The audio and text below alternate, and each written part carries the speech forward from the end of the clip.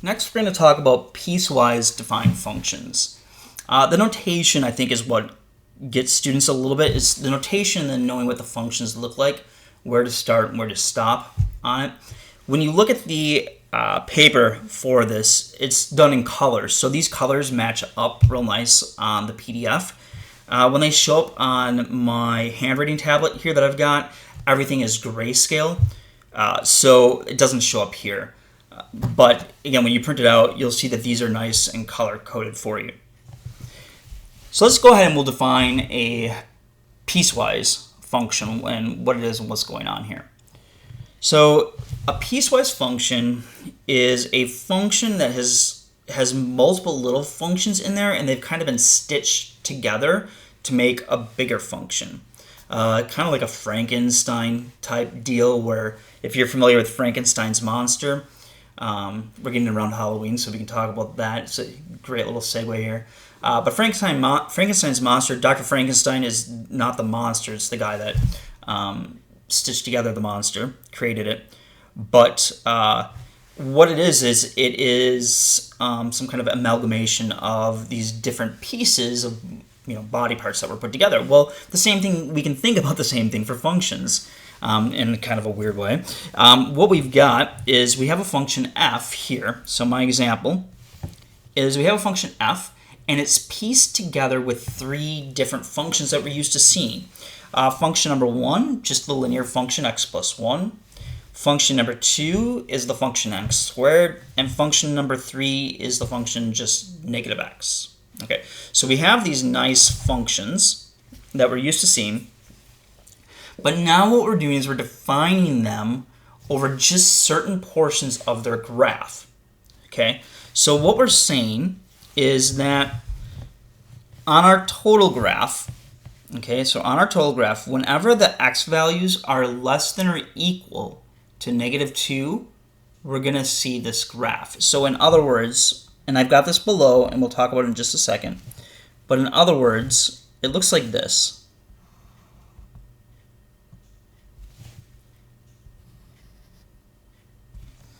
So here's -2, we'll say here's +1. Okay, so when the x values are less than or equal to -2, so what we're talking about is from here all the way down this way. On this interval, when our little guy is standing on this interval, anywhere from here to here, -infinity all the way up to -2, when our little guy looks up or down, the graph that the little guy is going to see is the graph of this function. So what we need to know is, what does this function look like on here? Okay.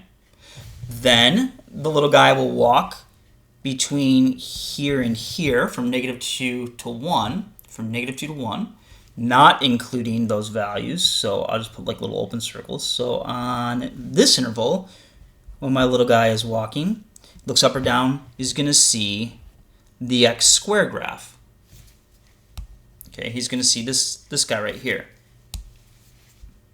x squared. So the graph that he's going to see is going to be this graph. And then when he gets over here into this section again, from here all the way out to, from 1 out to infinity, he's going to see the graph of -x. So let's talk about each of those separately. Okay, so first, the graph of x plus 1, what does it look like? Well, it is got an intercept of +1, and then it's got a slope of 1. So it'll go 1 up, 1 over, 1 up, 1 over, 1 up, 1 over. And then we go left 1, down 1, left 1, down 1, so on and so forth. And so it would look, the full graph looks like this. But we don't want the full graph. What we want is the graph from when x is less than or equal to -2. So here's -1, here's the x value -2. So all I want is the graph from here to the left. I don't want anything over here on the right. In fact, I don't want any of, let's get rid of some of this. I don't want any of that. All of that's out of the picture. So I'm just going to erase it. So when you first start doing these, what I would do is I would graph each one of them all separate, and then I would erase the part that you don't want and just keep the part that you do want. So what I did was I graphed the whole thing, and then what I said was, oh, I only want this portion, because that's the portion that relates to the x values that are less than or equal to -2. Okay, so this right here is all I want. And then, on Desmos, like when I copy this graph over, it doesn't put little arrows at the end, but I'm going to put a little arrow showing that this goes down forever this way. Another thing that I want to point out is that since we're less than or equal to, we want to include that value at -2. So when I get to -2, I want that point to be on the graph. So I'm going to make sure that's a filled in circle. If I don't include it, like you'll see in the next one, they're going to be open circles at those values. Okay, so now we've got one section of our graph. Okay, and we're piecing together our little monster here. On this one right here, I've got the squared function. Well, you guys know what the squared function looks like. It's that u. And so that u looks like this, right? And we could plug in values here. Like if we go to -2, -2 squared is +4, -1 is +1, 0 squared is 0, 1 squared is 1, 2 squared is 4, so on and so forth. But again, I don't want the whole graph. I only want the graph from -2 to +1. So I am going to, anything that falls outside of those bounds, anything that's outside of here, I'm going to erase. Now, it's not great erasing on this thing. Sometimes it catches more than I want it to. So the only part of the graph that I want to include is what's between those vertical lines, and that's this part here. In other words, I just want to include this portion of the graph. Now, because I don't have an equal sign here at -2, when I get to -2, I want to put an open circle at that point, at that height value, so that I'm not including that height value. Also, I don't have an equal sign under the 1, so when my little guy gets over to 1, looks up or down, that point should be an open circle. And so this right here is the graph of x squared between -2 and 1. Now the last graph, -x, well, it's really -x plus 0. There's our linear form, y equals mx plus b form. So it normally would have an intercept of 0, and it would have a -1 slope. So that means down 1 to the right 1, or left 1, up 1. So hang on, I'm just going to rotate so I can draw it in a little bit better. Okay, so this full thing that you see here, including this side down here too, this full thing is the graph of -x. But again, we only want to look at x values that are larger than or equal to 1. So where's 1 is here. And we want only to look at values from here on out. We don't want anything back over in this direction. So we're going to get rid of all of that back in that direction. That was actually an amazing job of erasing. So I've done a lot of erasing on here. I just want to pat myself on the back for that. I feel great about that. Anyway, at 1, we're at a height of, we're going to include, we're at a height of -1, but we're going to include that point. So we're going to have a nice closed circle there. So this is all of the graph that I want to represent. And so that's why I have it plotted out like that. And again, Desmos doesn't put arrows, so I'll have to put an arrow on there. Now, what we're going to do is we're going to stitch all 3 of these things together on the same graph. And what that's going to look like is what I've got down here. So this right here is the final graph. That's what we want to show people. It's the final graph of this original function that we had up here. So let me erase all this for you. So this is our original function. When we graph it all together, so all these three pieces get stuck together, and then of course they give you this as your final graph. Now you can have as many functions, so let me point here. You can have as many functions as you want here. I had 3 different like pieces to stitch together. Sometimes you'll see just 2, and that makes it a little bit easier. I don't think you're gonna see anything with 4 of them in it. That's usually not very common in college algebra. So you're gonna see either 2 or 3. I did the harder case here so that when you get to just the 2, well then you're just gonna have 2 separate graphs and you stitch them together.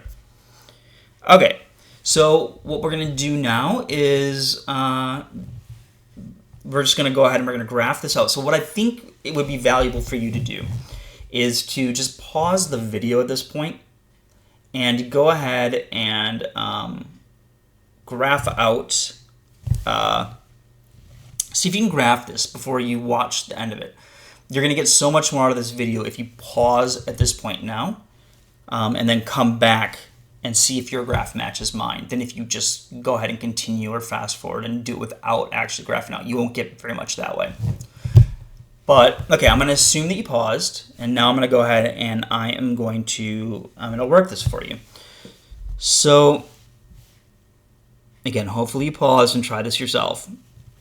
Okay, what I'm going to do here, so that I can put them all on the same graph very fast, so that I don't have to make 3 separate graphs. Now, you can do that. Making 3 separate graphs is totally fine. In fact, I'd probably advise it the first couple times you do these. After you get used to doing it, what you can do is you can kind of just already divide in your mind your graph into the sections. So we know like at -3, that's a boundary. And then at 0 again, that's going to be a boundary. So like in my mind, what I'm thinking, that was a horrible straight line. There we go, that's better. In my mind, what I'm thinking is this graph right here, I'm going to see on this side. This graph right here, I'm going to see in between my lines. So this is going to show up right in between here, whatever the graph is. And then this graph right here will be on the right-hand side. So I kind of have my boundaries.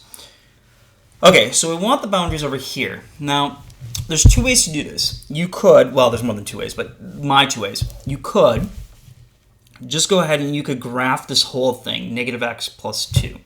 I think that's probably the one that you're going to be most comfortable with. So -x plus 2. Well, that means we're at a height of 2. So now what I'm going to do is get rid of these 2. Actually, I'm going to get rid of all that. Okay, so at 0, I'd be at a height of 2. And then I've got a -1 slope. So it's going to go back 1, down 1, back 1, down 1, back 1, down 1, down 1.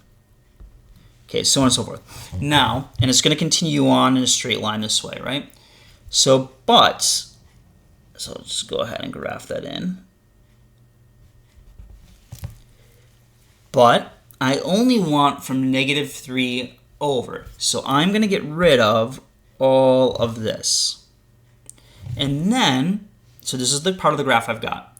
And then I'm not including at -3. So this value here, I'm going to get an open circle just like that. Okay, so this is my first part of my graph. You don't need these 2 little points on here, but they're fine. You can leave them on there if you want. There's nothing wrong with it.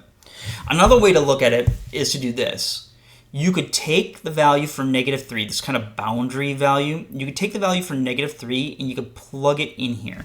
So you can plug it into this function. You'd have -3 plus 2. So, oh, whoops, I graphed it wrong. Okay, great. You know, I thought about going back and just redoing that part, but I think it's good that you see that I made a mistake and that I caught it. So what did I notice? Well, I noticed when I plugged in this value, I was like, wait a minute, that's not actually on the graph. That's because I graphed the slope wrong. Well, let's go back and redo this. Ready? That's not the graph. Let's get the real graph. Okay, ready? So it does have an intercept at 2. But the slope is -1, which means it should be headed this way. So I'm going to go back 1, up 1. Ah, that's better. Okay, let me just draw in that curve. So, and it does continue down this way in this direction, although we're not going to use this part of the graph over here.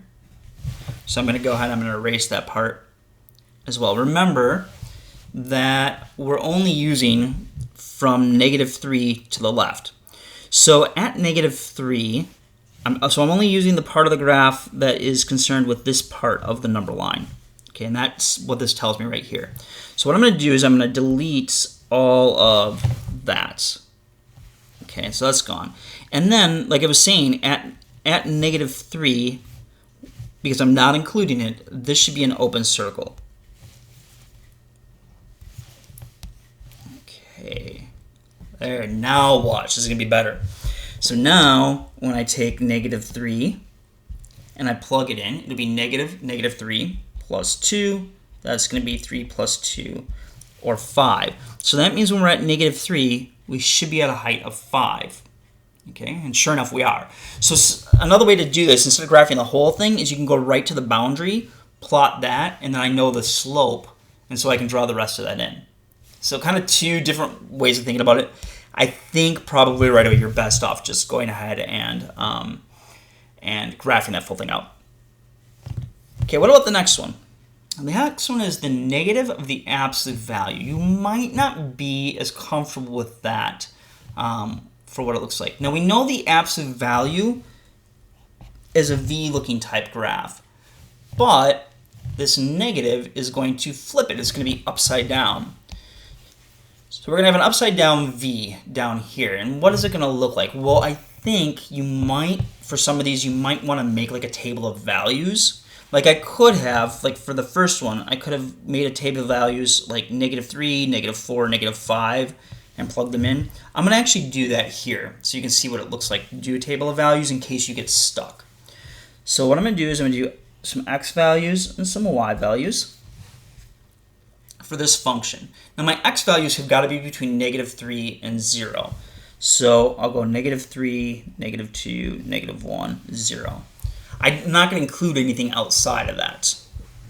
Okay. Now, if I plug them in, well, this one right here is going to be the negative of the absolute value of -3.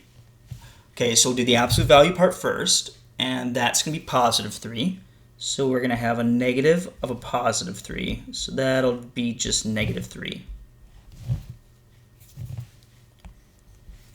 -2 gets plugged in, becomes a +2. Then we have to take the opposite, so that's going to become a -2. -1 gets plugged in, it'll kick out -1. And 0 will give us 0. If we plugged in 1, we would get a value of -1 out. If we plugged in 2, we get a value of -2. I'll graph that so you can kind of see the full graph of this, but again, we're not going to include that because it's going to be outside of our values. Let's come out just a little. Okay, there we go.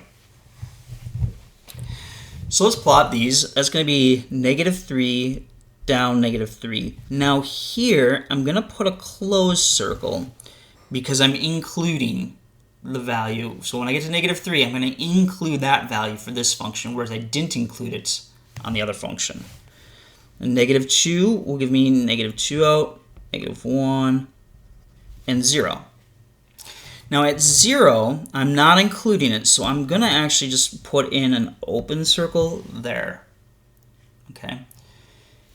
And now my graph, my full graph, remember I said it'd be an upside down looking V? And you also remember when I said if we plugged in 1, we would get -1. If we plugged in 2, we would get -2. So really the graph would look something, the full graph would look something like that. Okay. But we don't have the full graph. We only have the portion from here to here. So we only have this chunk right here of it. So I'm going to get rid of all that other stuff. And I'm just going to go ahead, I'm actually going to get rid of those points so it's kind of clean. And I'm just going to go ahead and put that in there. Okay. So far, we've got this top half, we've got this bottom half, and now we have the square root over in this part. So maybe you don't remember the square root, what it looked like, so you want to make a little table of values. Well, we're going to start at 0, and we know that the square root of 0 is 0. So that's going to be at this exact point, right? So on the new graph, on this one right here, 0, 0 is included. So where I had an open circle, that's actually going to get filled in by this portion, by this graph. So it's going to fill that in. And then when I go to 1 over, well, the square root of 1 is equal to 1. We know that. So that would be a point on my graph. Now, 2 is a hard one to do because I don't know the square root of 2 off the top of my head. Well, I mean, I do, but you won't know it. So the next easy square root is probably the x value of 4. We know the square root of 4 is 2. So when we get up to 4, I'm at a height of 2. And so remember that when we talked about this in class, our square root graph looks something like that. I'll draw it in just a little bit better. It's going to go up to 1. And then it's going to come over to a height of 2, and it's going to slowly increase like that. So this right here is going to be the full thing right here. What I've all got, what I've pieced together, is the full graph of this monster of a function. So we stitch it together, and there we go. We've got our piecewise defined function. So next, there'll be another video, and in the next video, we're going to talk about when functions are increasing, decreasing, and constant.